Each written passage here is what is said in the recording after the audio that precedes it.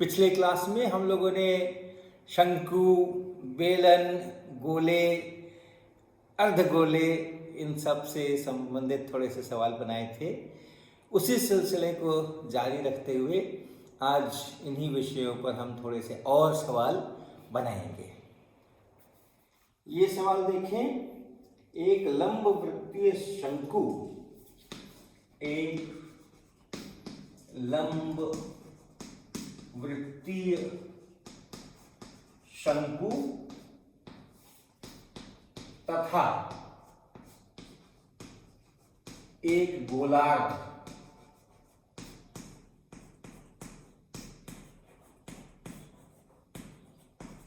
समान आधार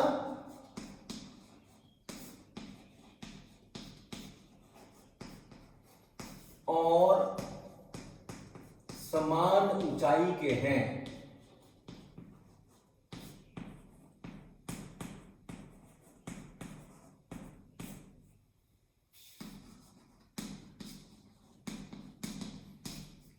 समान ऊंचाई के हैं शंकु तथा गोलार्ध के आयतनों का अनुपात ज्ञात करें।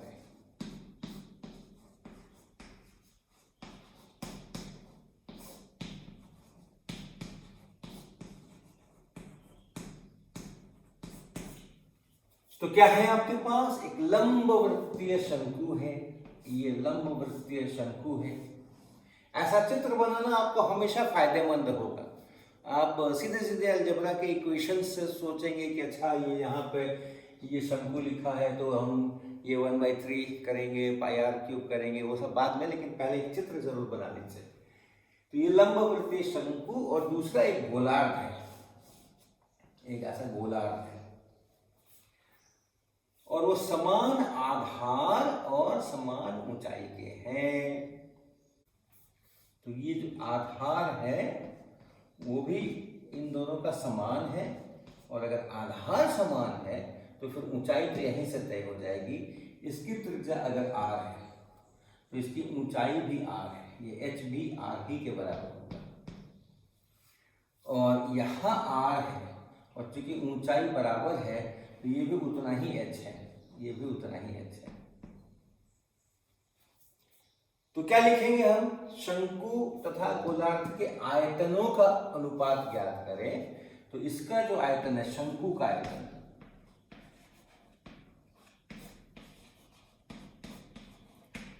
वो क्या बना? वो बना, याद होगा आपको, क्षेत्रफल गुना ऊंचाई करेंगे तो पूरा बेलन का निकलेगा, उसका 1/3, 1/3 पाई r स्क्वायर और गुना r। ये हाइट भी r के ही बराबर। क्यों बराबर है? क्योंकि ये अर्ध गोलाकार है, इसलिए यहाँ r है तो ये भी r होगा और यही हाइट है और यही ऊंचाई इसकी भी है, इसलिए वही r यहाँ पर भी है। तो ये शंकु का आयतन हो गया, पाई r क्यूब बटा 3 ऐसा। गोलार्ध का आयतन भी आपको पता है। गोलार्ध का आयतन, गोले का आयतन होता है 4/3 पाई r क्यूब और उसका ये आधा ही है, तो हाँ आधा है। किसका आधा है? 4/3 पाई r क्यूब। इसमें तो आपको कभी गलती नहीं हो सकती कि अगर आयतन है तो r पे 3 पावर होना ही है और क्षेत्रफल है तो r पे 2 पावर होना ही है। केवल आपको यही सब याद रखना है, 4/3 पाई उसका आयतन में पीछे लगता है, ऐसा है। ये क्या लिख सकते हैं हम? 2/3 बराबर 2/3 पाई r क्यूब। अनुपात, किसका अनुपात? शंकु तथा गोलार्ध के आयतनों का। तो पहले ऊपर में अंश में शंकु का आयतन लिखेंगे और नीचे हर में गोलार्ध का आयतन लिखेंगे। क्रम जैसा यहाँ दिया गया है वैसा ही करना है।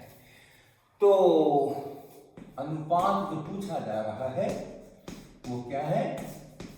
वो है शंकु का आयतन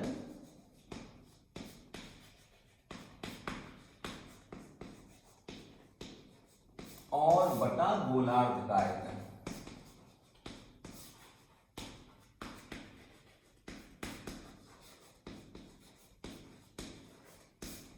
और इसका अर्थ हुआ pi r cube by 3, pi r cube by 3, और इसको भाग लगाना है तो उल्टा करके गुना करेंगे। तो गुना लिख रहे हैं और याद रखिएगा क्योंकि गोलार्ध के आयतन से भाग लगाना है तो यहाँ गोलार्ध का आयतन नहीं लिखेंगे, गोलार्ध के आयतन का व्युत्क्रम लिखेंगे। तो कितना है गोलार्ध का आयतन है 2 पाई आर क्यूब बाई 3। इसको जब उल्टा करेंगे तो होगा 3 divided by 2 pi r cube. जो हर में है वो अंश में, जो अंश में है वो हर में। तो यहाँ लिखेंगे हम 3 और नीचे लिखेंगे हम 2 pi r cube, 2 pi are का क्यूब। तो आप देखिए क्या क्या कट गया, ये पूरा पाई आर क्यूब है, पूरे पाई आर क्यूब से कट गया, ये 3 इस 3 से कट गया और ये अनुपात मिला 1/2। ये है वो अनुपात। तो अगला सवाल देखें, एक लंबवृत्तीय बेलन के आधार का, एक लंबवृत्तीय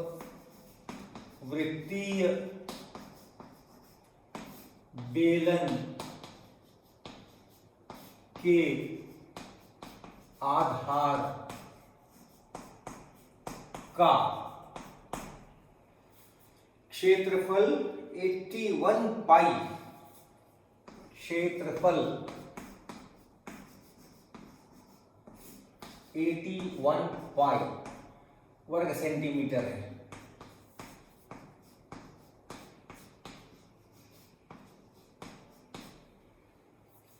तथा इसकी ऊंचाई 14 सेंटीमीटर है, तथा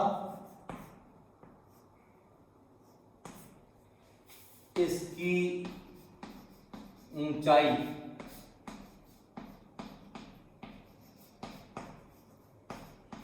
14 सेंटीमीटर है।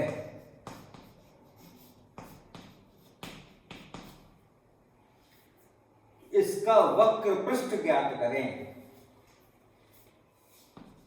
इस बेलन का वक्र पृष्ठ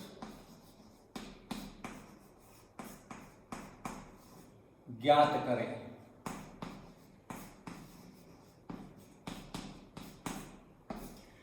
तो अब तक आपने बहुत सारे इस तरह के सवाल बना लिए हैं, सारे सूत्र आपको याद हो गए होंगे।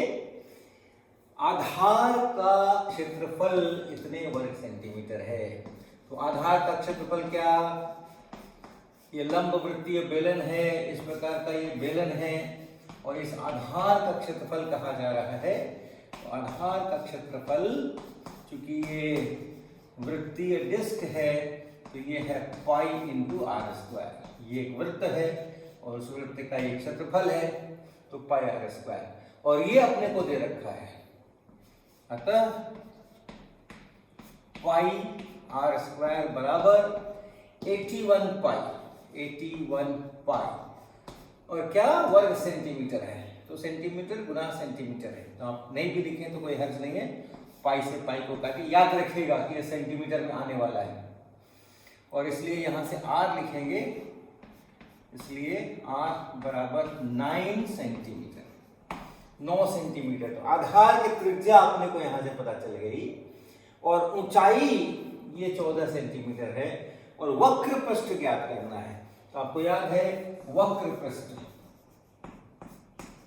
वक्र पृष्ठ ज्ञात करना है मतलब उसका क्षेत्रफल ज्ञात करना है, और वो क्षेत्रफल वक्र पृष्ठ का कितना होगा 2 पाई आर। यह है लंबाई और उसको ऊंचाई से गुना करते हैं। वक्र पृष्ठ का क्षेत्रफल, देखिए क्षेत्रफल है, किसी न किसी लंबाई को किसी दूसरी लंबाई से गुना करना पड़ेगा।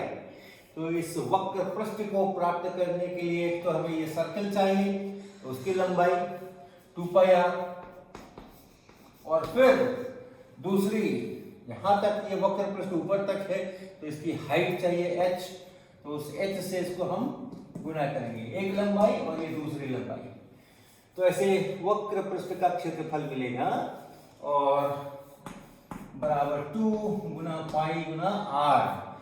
r है अपना निकाला गया अभी 9 सेंटीमीटर, तो ये गुना 9 सेंटीमीटर और फिर गुना h। h दिया हुआ है 14 सेंटीमीटर, तो 14 सेंटीमीटर और इतना वर्ग सेंटीमीटर हो गया। ये कैसे हो गया वर्ग सेंटीमीटर?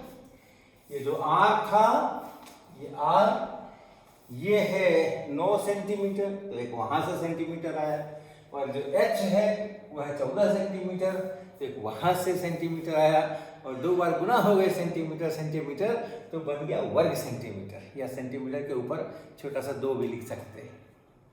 तो ऐसा ये वक्र पृष्ठ का क्षेत्रफल निकल करके आ गया।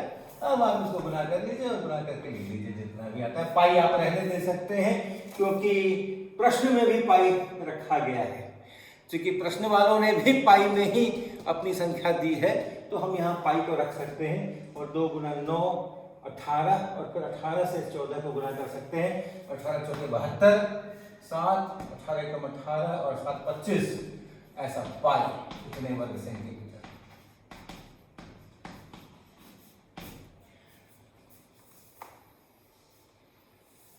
अगला सवाल देखते हैं। अब यह एक सवाल देखें, किसी ठोस गोले और ठोस अर्धगोले के संपूर्ण पृष्ठ का क्षेत्रफल बराबर है। किसी ठोस गोले तथा ठोस अर्धगोले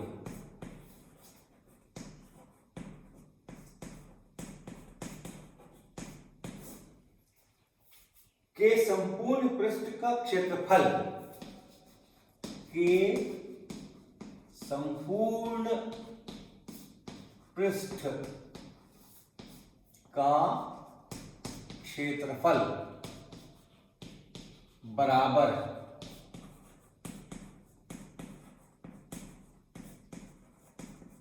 ऐसा। उनके आयतनों का अनुपात ज्ञात करें। उनके आयतनों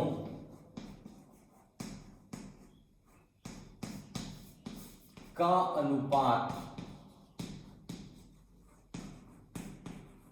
ज्ञात करें।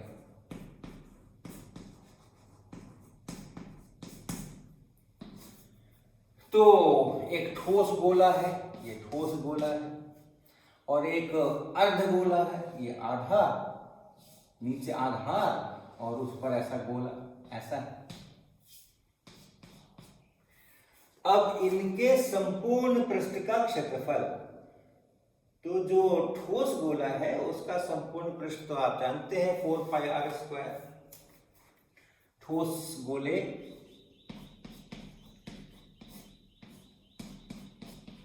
के संपूर्ण पृष्ठ का क्षेत्रफल कितना होता है? तो वो होता है 4 पाई r1 का स्क्वायर। अगर ये r1 है, दो है, इसलिए हमें एक का r1 और एक का r2 ऐसा लेकर चलना पड़ेगा। ठोस गोले के संपूर्ण पृष्ठ का क्षेत्रफल इस r1 त्रिज्या है, तो 4 पाई r1 स्क्वायर।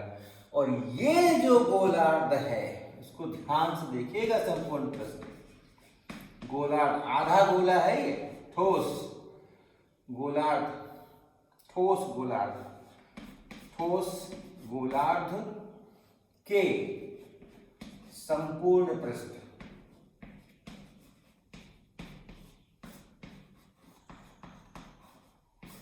का क्षेत्रफल।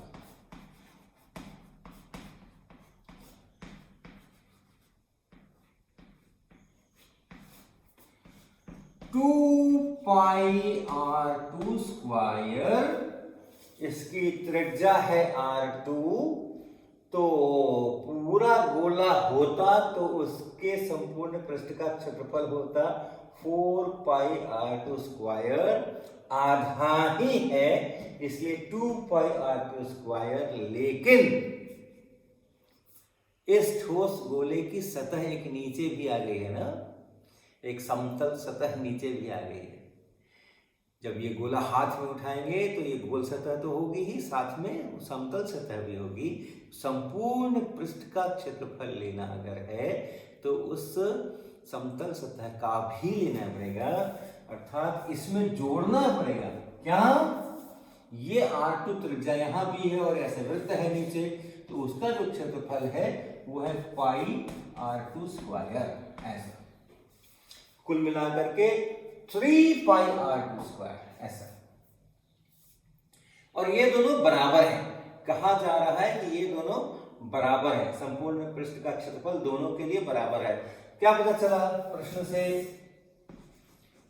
से पता ये चला कि ये 4πr1 बराबर है किसके?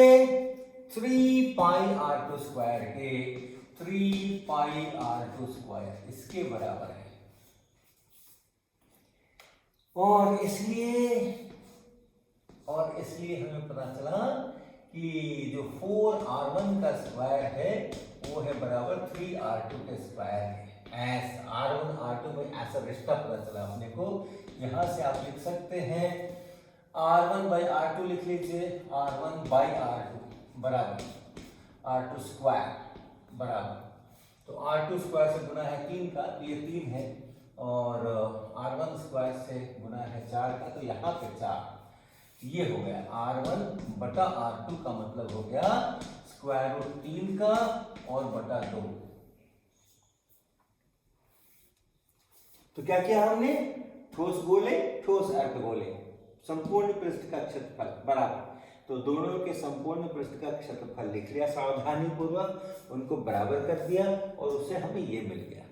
अब पूछा जा रहा है आयतनों का अनुपात। किसके आयतनों का? ठोस गोले और गोलार्ध। तो ऊपर ठोस गोला और नीचे गोलार्ध, तो आयतनों का अनुपात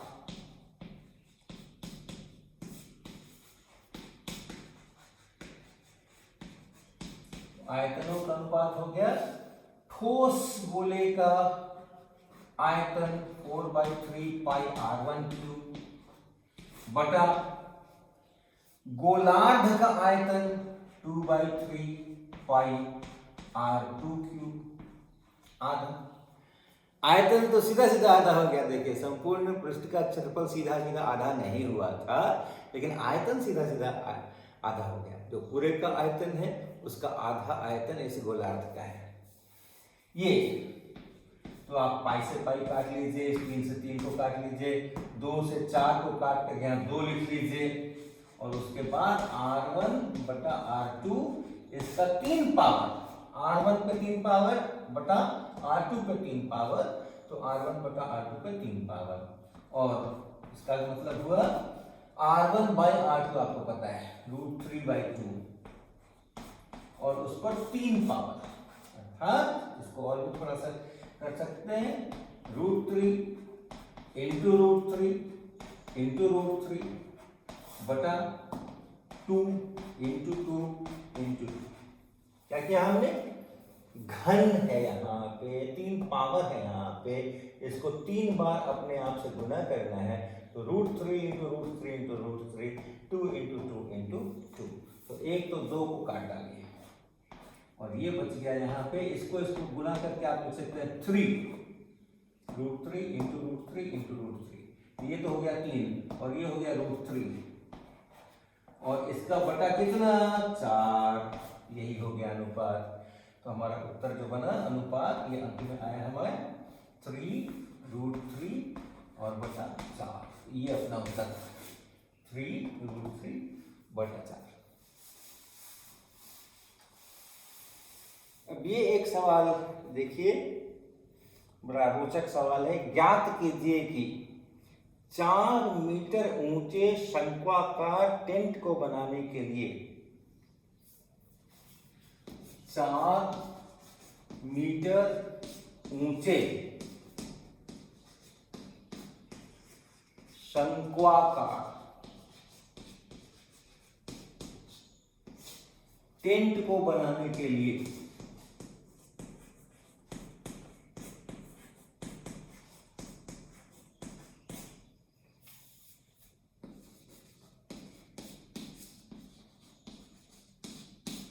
कितने कपड़े की आवश्यकता होगी, जिसमें कितने कपड़े की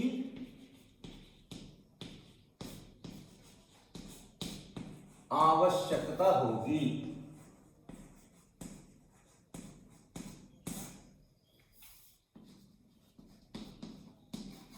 लेकिन और भी है, जिसमें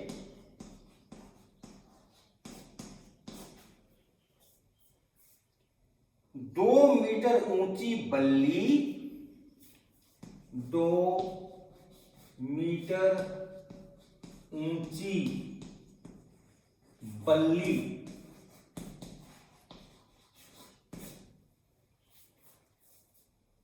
आधार के केंद्र से या डेरे के केंद्र से, नीचे आधार की, आधार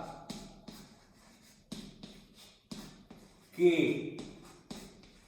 केंद्र से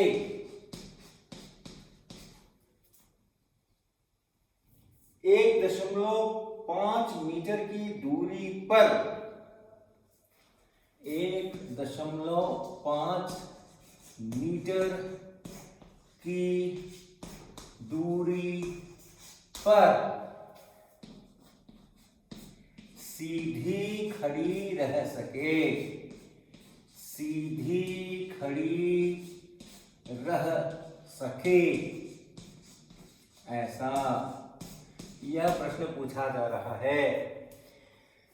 तो हमारा सबसे पहले काम क्या होगा, इसको एक एक वाक्य इसका पढ़ना और उसके अनुसार अपने दिमाग में भी चित्र बनाना और कागज पर भी चित्र बनाना। तो वो काम हम सबसे पहले करेंगे और वो है 4 मीटर ऊंचे शंक्वाकार टेंट। तो हमारे पास में 4 मीटर ऊंचा शंक्वाकार टेंट ये अंत में बनना है, ऐसा बनना है, ऐसा बनना है। और इसकी जो ऊंचाई है, ये ऊंचाई है, ये होनी चाहिए 4 मीटर। तो हम यहाँ 4 लिखेंगे और ध्यान रखिएगा सारा काम मीटर में होगा। 4 मीटर ऊंचे शंक्वाकार टेंट को बनाने के लिए कितने कपड़े की आवश्यकता होगी, जिसमें 2 मीटर ऊंची बल्ली। अब हमारे पास एक 2 मीटर ऊंची बल्ली है और उसको क्या करना है, आधार के केंद्र से 1.5 मीटर की दूरी पर रखना है। आधार के केंद्र से और 1.5 मीटर, ये मान लें यहाँ पहुंचे हम, यह है 1.5 मीटर है, सब काम मीटर में होगा।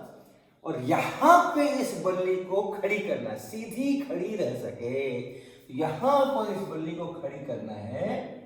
और ये जो बल्ली है ये हमारे तंबू को, हमारे टेंट को डिस्टर्ब नहीं करनी चाहिए। और 2 मीटर ऊंची है ये बल्ली, ये 2 मीटर ऊंची बल्ली हम यहाँ पे रखें तो सीधी खड़ी रह सके, है ना, सीधी खड़ी रह सके, हमारे टेंट के अंदर घुसने की कोशिश न करे। और रह सके का मतलब है गैप भी नहीं रहे, वहां पर जाकर के सट भी जाए। ये चित्र बनाए इसका। और तब हमसे पूछा जा रहा है कि ऐसे टेंट को बनाने के लिए कितने कपड़े की आवश्यकता होगी, अर्थात उसका जो वक्र पृष्ठ है शंकु का, उसका क्षेत्रफल कितना होगा, ये हमसे पूछा जा रहा है। वक्र पृष्ठ का क्षेत्रफल, जो वक्र पृष्ठ है तंबू का, वही तो कपड़ा है ना। तो कितना कपड़ा लगेगा का मतलब वो क्षेत्रफल कितना है, ये अपने को पता करना है। तो अब इस चित्र के अनुसार आप सोचिए कि हमें क्या क्या यहां से मिल सकता है और उस क्षेत्रफल को निकालने के लिए हमें क्या क्या चाहिए। तो जो क्षेत्रफल है, कपड़े का क्षेत्रफल कह ले और या फिर इसके वक्र पृष्ठ का क्षेत्रफल कह ले, वो क्षेत्रफल कितना।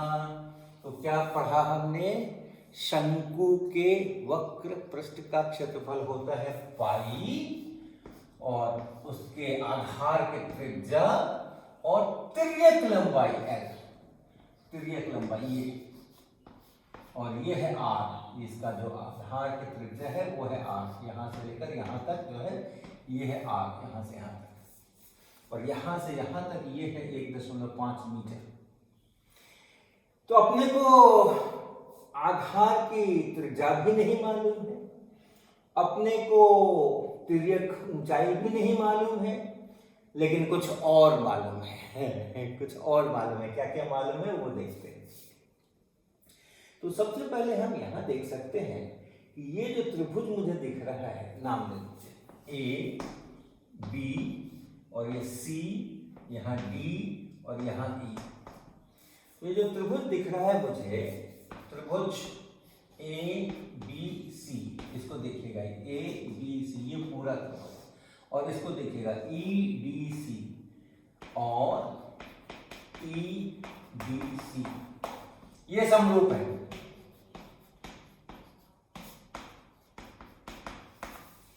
ये समरूप है। यहां भी समकोण त्रिभुज बना हुआ है, यहां भी समकोण त्रिभुज बना है, ये एंगल दोनों के अंदर में है, ये एंगल और ये एंगल बराबर है, ये समरूप है। इसलिए BC बटा BD, BC इससे पता चला अपने को क्या, BC बड़े वाले त्रिभुज की भुजा आधार वाली और फिर छोटे वाले त्रिभुज की भुजा आधार वाली DC, ऐसा BC बटा BC, बड़े त्रिभुज के आधार वाली भुजा और छोटे त्रिभुज के आधार वाली भुजा बराबर बड़े त्रिभुज की ऊंचाई वाली भुजा यानी AB और छोटे त्रिभुज की ऊंचाई वाली भुजा यानी ED, ऐसा ED। और BC को हम लिख सकते हैं BD जोड़ DC, BD जोड़ DC और नीचे DC, और ये बराबर AB का मतलब हो गया 4 और ED का मतलब हो गया 2 बराबर 2। अब इसको आप दो भाग में लिख सकते हैं ना, BD बटा DC जोड़ DC बटा DC बराबर 2, और ये है 1, DC बटा DC है 1, इसको उधर ले जाएंगे तो 2 - 1 हो जाएगा। तो BD बटा BC बराबर 2 - 1 अर्थात 1, और इसका मतलब है कि BD बराबर DC, BD ये जो BD है और ये DC है ये बराबर है, और दोनों ही कितने हैं 1.5 मीटर। तो अब देखिए, अब हम इस को मिटाने वाले हैं और इसलिए ध्यान से देख लीजिए क्या है। हमने सारी चीजें यहाँ कर ली हैं, बल्ली लगा दी, सारा चित्र बना दिया। क्षेत्रफल अपने को निकालना है, कितने कपड़े की आवश्यकता होगी ये अपने को निकालना है।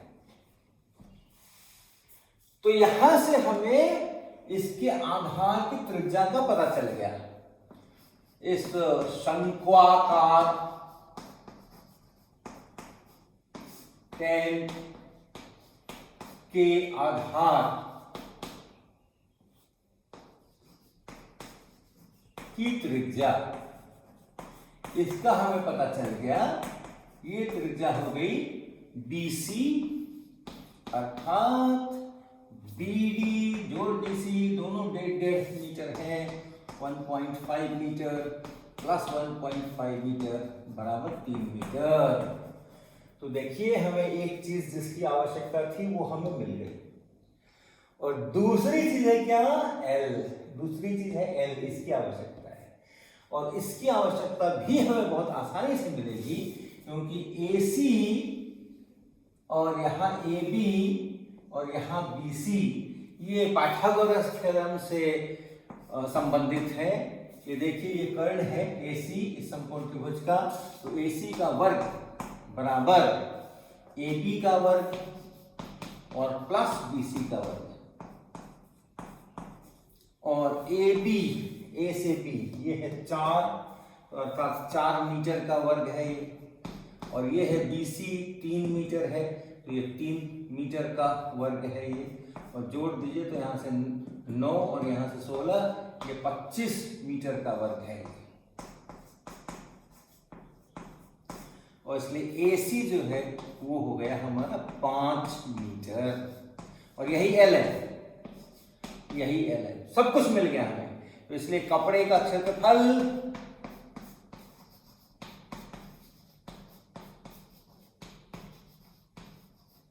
बराबर पाई गुना R गुना L, तो पाई हो गया, जो भी पाई का वैल्यू आप लिखेंगे, R हो गया 3 मीटर, यहां से यहां तक ये 3 मीटर, और गुना L, L का मतलब 5 मीटर, इतने वर्ग मीटर।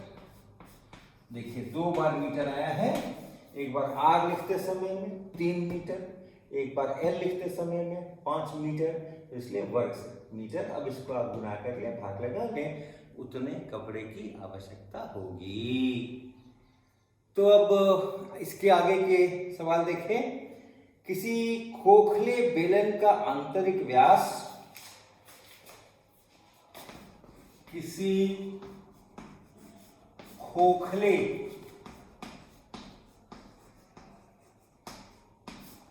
बेलन का आंतरिक व्यास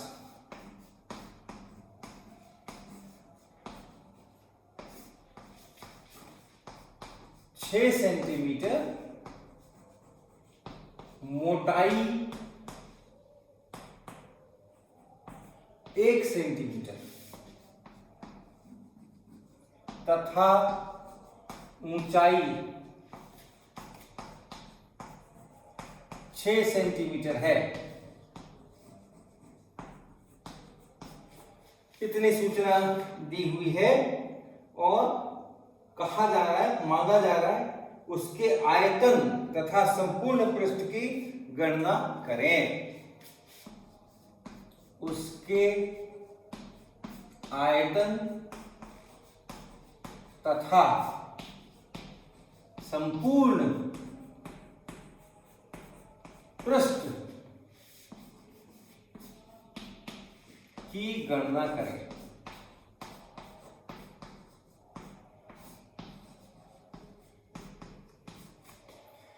तो देखिए जो खोखला बेलन है, यानी बीच में से खाली है और आर पार आप उसमें से कुछ छड़ वगैरह घुसा सकते हैं, लेकिन उसकी जो मोटाई है वो 1 सेंटीमीटर, अर्थात कुछ इस प्रकार का मामला है, कुछ इस प्रकार का मामला है। बाहरी दीवार हुई और फिर ये अंदर की भी दीवार बनेगी, ऐसा इस तरीके का, और ये इसकी मोटाई है, ये इसकी मोटाई है, इतनी मोटी कि ये चद्दर है जिससे ये बना हुआ है। तो एक भीतर की सतह अलग हुई है, एक अंदर का ये अलग बना है, और एक बाहर का ये अलग बना है। तो आप ऐसे सोच सकते हैं कि एक तो पूरा सिलेंडर है और उसके अंदर से जो खाली भाग दिख रहा है उतना एक और सिलेंडर है जिसको कि हटा दिया गया है, और इस तरह से उसको खोखला कर लिया गया है। तो अब देखिए क्या क्या है, हमें निकालना है आयतन और संपूर्ण पृष्ठ। तो पहले आयतन देख लें। जो इसका आयतन है, इस खोखले बेलन का जो आयतन है, यानी उसका जो मटेरियल है उसका आयतन, उसके अंदर जो धातु लगी है या जिस भी चीज का वो बना है, वो जो पदार्थ है उस पदार्थ का आयतन, हम इसका अर्थ ये निकालेंगे कि उस बेलन का आयतन, यानी बेलन का जो पदार्थ है वो 1 सेंटीमीटर मोटा जो पदार्थ है उसका आयतन हम निकालेंगे। तो क्या कर सकते हैं हम, खोखले बेलन का आयतन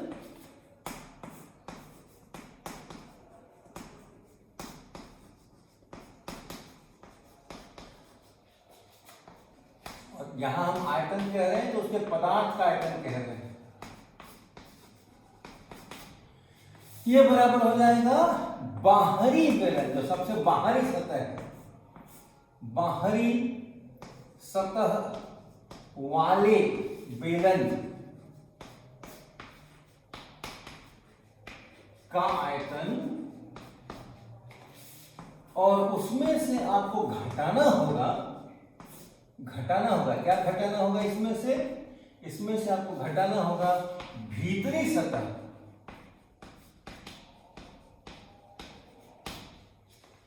वाले बेलन का आयतन।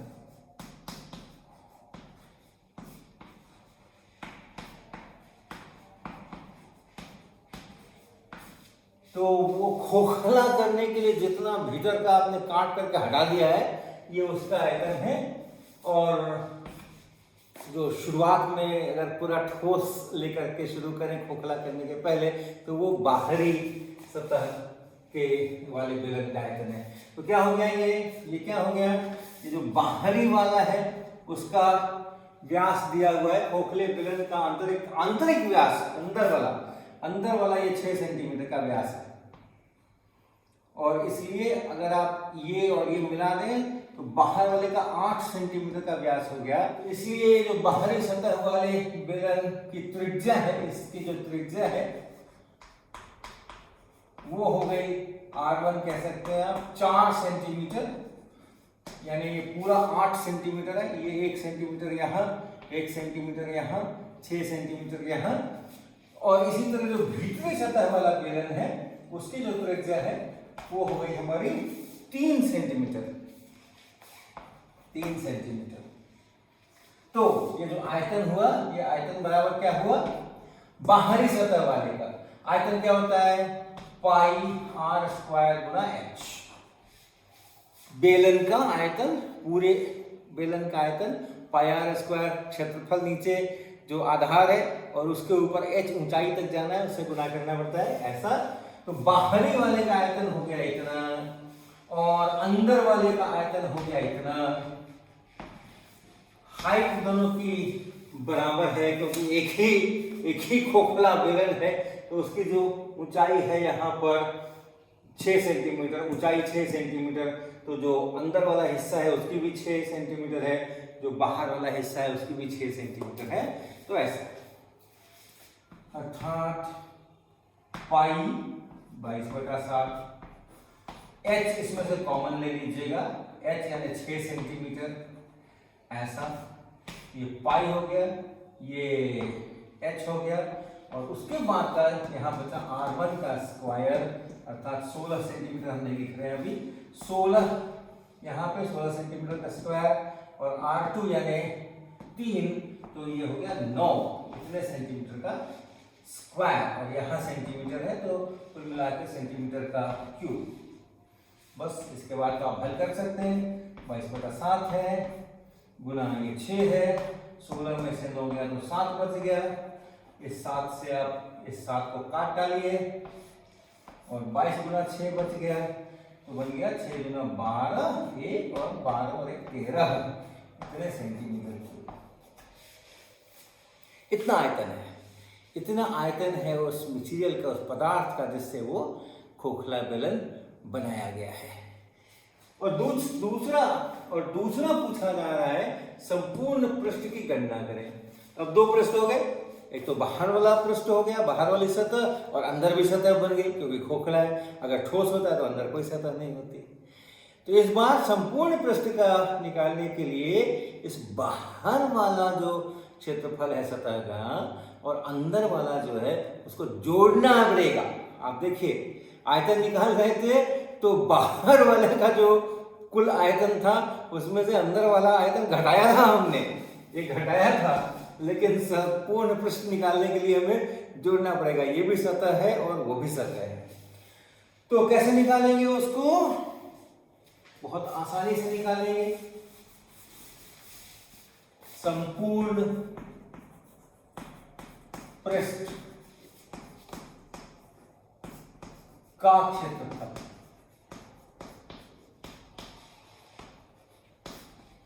ये क्या हो गया? बाहरी सतह का क्षेत्रफल और इसमें जोड़िए भीतरी सतह का क्षेत्रफल।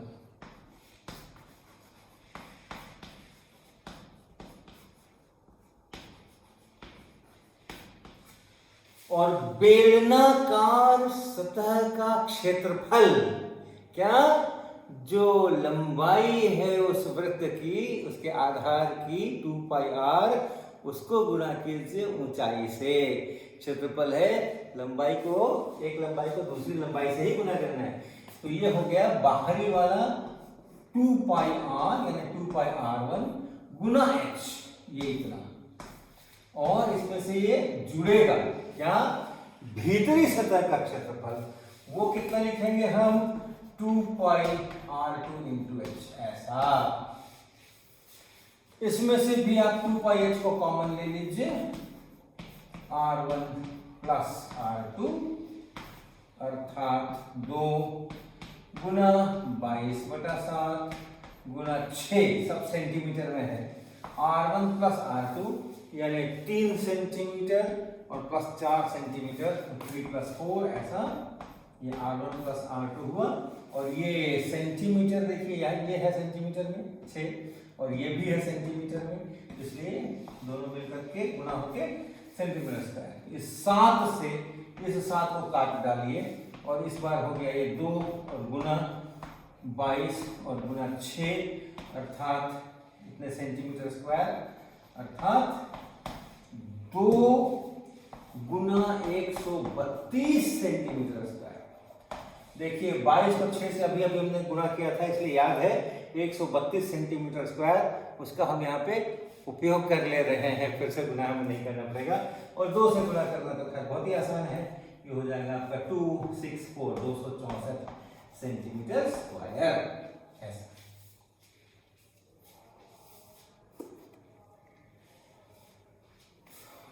एक और सवाल देखते हैं आज। तो ये देखें, एक ही वृत्तीय आधार पर समान ऊंचाई के एक शंकु, एक अर्धगोला तथा एक बेलन बने हैं। एक ही वृत्तीय आधार पर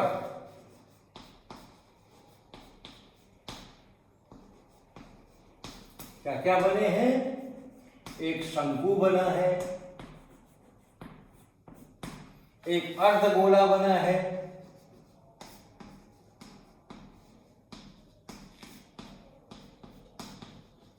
और एक बेलन बना है।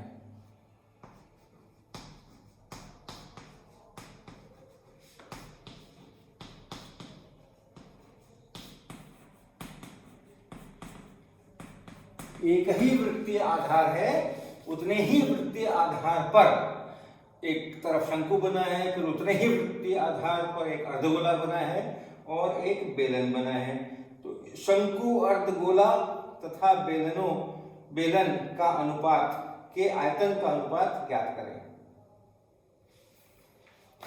शंकु, अर्धगोला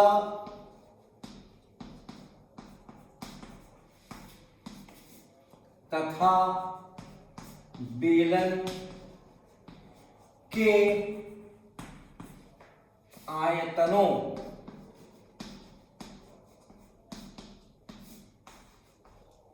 के अनुपात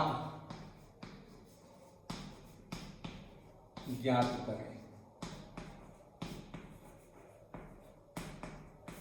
ऐसा तो एक ही जितना आधार है, वृत्तीय आधार एक ही जैसा, एक ही जितना छोटा बड़ा देखने में भले ही लगे, लेकिन ये एक ही जितना बड़ा है। एक के ऊपर शंकु बना है, ऐसा शंकु बना है, और उतने ही हाइट पर दूसरे के ऊपर अर्धगोला बना है, ऐसा अर्धगोला बना है, और तीसरे में बेलन बना है। ये 3 चित्र हैं और इनके आयतनों का आपको अनुपात ज्ञात करना है। ये है R, ये है R और ये भी है R, क्योंकि एक ही जैसा आधार है। और चूंकि यह अर्धगोला है इसलिए इसकी जो ऊंचाई होगी वो भी r होगी, क्योंकि ये गोलाकार है। और चूंकि सभी समान ऊंचाइयों के हैं तो ये ऊंचाई भी r होगी और ये ऊंचाई भी r होगी। अब आप तीनों के आयतन लिख डालिए और उसका अनुपात ले लीजिए। तो क्या क्या हो जाएंगे आयतन? शंकु का आयतन, शंकु का आयतन याद है आपको? बेलन होता पूरा तो पाई आर स्क्वायर इंटू एच, और शंकु है तो उसका 1/3 तो 1/3 पाई आर स्क्वायर गुना आर, ऐसा, क्योंकि एच और आर बराबर है। फिर अर्धगोला,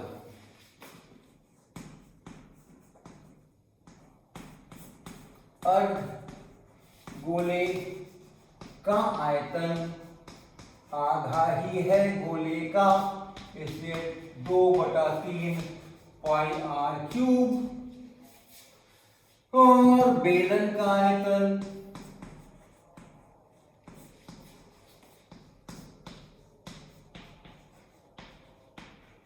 वो है पाई आर स्क्वायर और गुना आर। तो आर क्यूब तो देखिए तीनों में हो गया, पाई भी तीनों में हो गया, और यहां भी आर क्यूब, यहां भी आर क्यूब, यहां भी आर क्यूब। जब आप अनुपात लेंगे तो ये आर क्यूब और ये पाई ये सब कट जाएंगे, तो इसलिए जो अनुपात है वो क्या हो गया? अनुपात हो गया 1/3 और दूसरा अनुपात है 2/3 और तीसरा अनुपात है 1। अगर आप पूर्णांकों में लिखते हैं तो सभी को 3 से गुना कर सकते हैं, और या 3 से गुना कीजिए तो यहाँ हो गया 1, यहाँ कीजिए तो 3 से गुना करिए तो हो गया 2, और यहाँ 3 से गुना करिए तो 3। ये है आपके अनुपात। ये 4 नंबर का सवाल था। इसके पहले भी जो हमने बनाए थे कुछ 4 नंबर के ही थे, 1-2 सवाल जो पहले बनाए हैं, और आगे अगली क्लास में हम लोग फिर और सवाल इसी अध्याय के बनाएंगे।